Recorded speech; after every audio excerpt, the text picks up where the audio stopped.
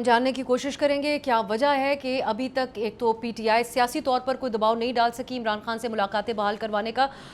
اس پر ہم P T I کے senior رہنما سے بات کریں گے، لیکن اس سے پہلے کل رات کو عمران خان کے علاج کے حوالے سے کیا تفصیلات ہیں، اس پہ بات کرنے کے لیے ہمارے ساتھ بول کے سینئر رپورٹر علی جا موجود ہیں اسلام آباد اسٹوڈیو میں۔ بہت شکریہ علی جا آپ کا۔ یہ ایک وہی پروسیس فالو ہوا جو اس سے پہلے بھی ہم نے 2-3 بار دیکھا، رات گئے ان کو لایا گیا، انجیکشن کی جو چوتھی ڈوز ہے بتایا جاتا ہے وہ ان کو فراہم کی گئی اور پھر واپس روانہ کر دیا گیا۔ وہی پروسیجر کل بھی دیکھا، آپ کی کیا اطلاعات ہیں؟ بالکل میڈم، جنوری کے پہلے ہفتے میں سینٹرل ریٹینل وین اوکلوژن نامی بیماری ہے اس کی تشخیص ہوئی تھی، اور پھر جس طرح آپ نے بتایا کہ 24 جنوری کو پہلا انجیکشن دیا گیا، 24 فروری کو دوسرا دیا گیا، پھر مارچ میں، اور اب یہ چوتھی ڈوز دی گئی ہے، اور انٹرا ویٹرنل یہ انجیکشن تھا۔ اور بتایا گیا ہے کہ عمران خان صاحب کو جب یہ انجیکشن دیا گیا ہے تو ان کی صحت مستحکم تھی اور ان کی منشا کے مطابق ان کو یہ ٹریٹمنٹ دیا گیا، لیکن اس ٹریٹمنٹ کے حوالے سے نہ ہی پاکستان تحریک انصاف کو اعتماد میں لیا گیا اور نہ ہی عمران خان صاحب کی بہنوں کو اعتماد میں لیا گیا۔ آپ کو یہ بتائیں کہ اسلام آباد ہائی کورٹ نے یہ حکم دیا تھا کہ جو نیا میڈیکل بورڈ تشکیل دیا جائے گا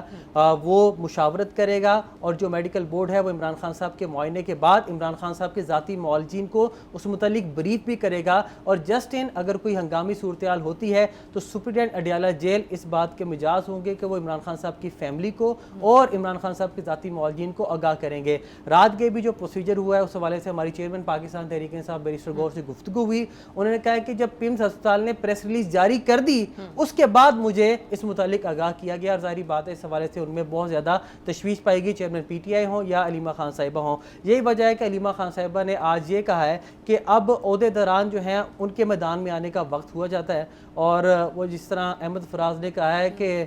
ہم ایسے سادہ دلوں کو وہ دوست ہوں کہ خدا سبھی نے وعدہ فردہ پہ ٹال رکھا ہے۔ تو جو پاکستان تحریک انصاف کی لیڈرشپ ہے وہ ورکرز یہ سمجھتے ہیں کہ یہ وعدے کرتے رہتے ہیں، لوگوں کو کہتے رہتے ہیں کہ آپ صبر سے کام لیں، استقامت سے کام لیں، لیکن اس اثنا میں ان کی 85% آنکھ ضائع ہو چکی ہے، اور بقول شاعر کی میرے قتل کے بعد یہ دعویٰ ہے کہ ان کی آنکھ کی یہ کنڈیشن ہے، یا آپ کے پاس اسپتال ذرائع سے بھی ایسی کوئی خبر ہے؟ Last time barrister Salman Safdar کی عمران خان صاحب سے کچھ دنوں پہلے ملاقات ہوئی ہے، اور علیمہ خان صاحبہ نے ہی یہ بتایا ہے، اور کچھ دیر پہلے بھی گفتگو کی ہے، اور آپ کو پتا ہوگا اس سے پہلے بھی مائکس کے اورائے تعینات کیے گئے سپریم کورٹ کی جانب سے۔ اس دفعہ بھی بیرسٹر سلمان صفدر نے علیمہ خان صاحبہ کو یہ بتایا ہے کہ عمران خان صاحب نے کہا کہ سلمان تم مجھے صحیح طریقے سے نظر نہیں آ رہے، اور پہلے انجیکشن کے بعد جو میری حالت بہتر ہوئی تھی اب اس سے زیادہ خراب ہو چکی ہے، جو پہلے تھوڑا سا ٹریٹمنٹ کے بعد ریکوری ہوئی تھی وہ ریکوری جو ہے وہ زائل ہو چکی ہے۔ تو 85% علیمہ خان صاحبہ کا یہ کہنا ہے کہ ان کی آنکھ ضائع ہو گئی ہے، اور یہی وجہ ہے